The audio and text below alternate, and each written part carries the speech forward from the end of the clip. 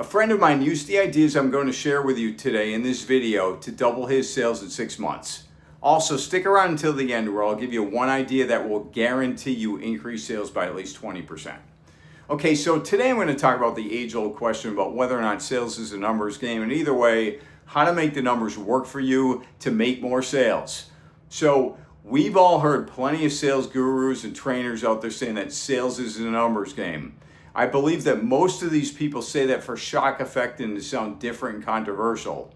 I also believe they're saying that because they think that's what salespeople want to hear. The reality and what salespeople need to hear is that sales is and always will be a numbers game. It's simple. The more people you talk to, the more business you will do. Even a blind pig finds corn. In other words, if you talk to enough people, you'll eventually bump into someone who needs what you have, or they know someone who needs what you have. Now look, granted, you have to have quality behind the numbers. You can't just call a bunch of random numbers, right?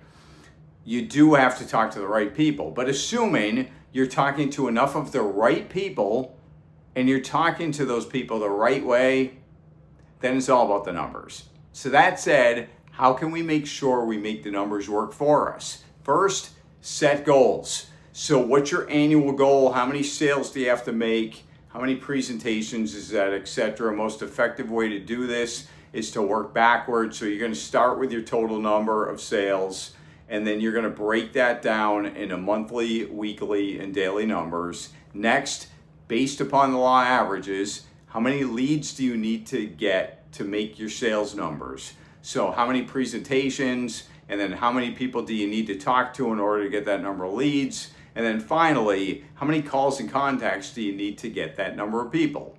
So if you're not sure of the numbers that you need in each area, talk to your manager, talk to other salespeople, or take an educated guess. Just start somewhere and work from there.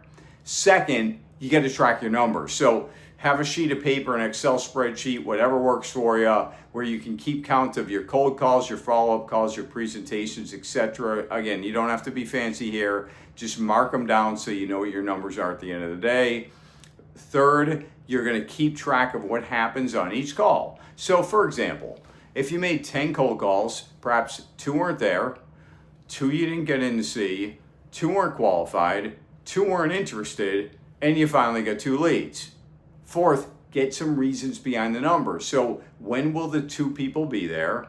Why didn't you get in to see the 2 prospects? Why didn't the 2 qualify? Why weren't the 2 interested? And why did the 2 leads you did get, why were they interested? Fifth, analyze the information.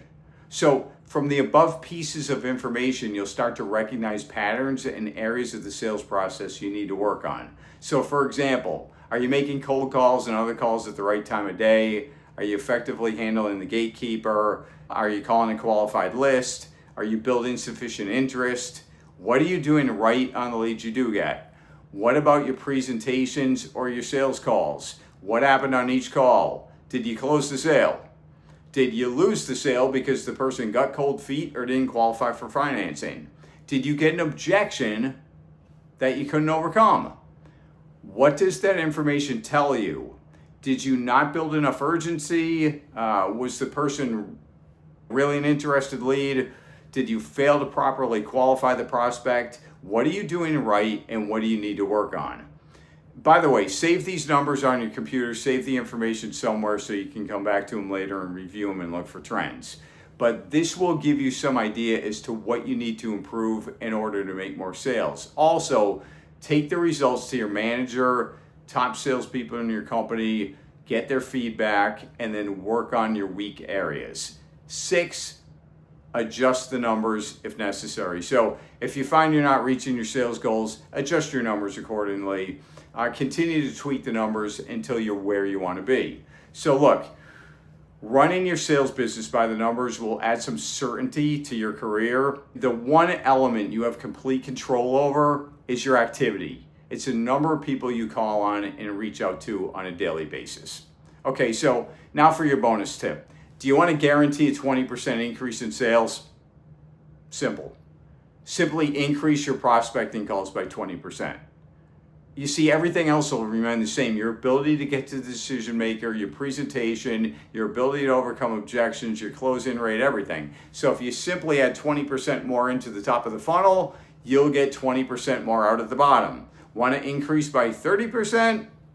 Increase prospecting calls by 30%.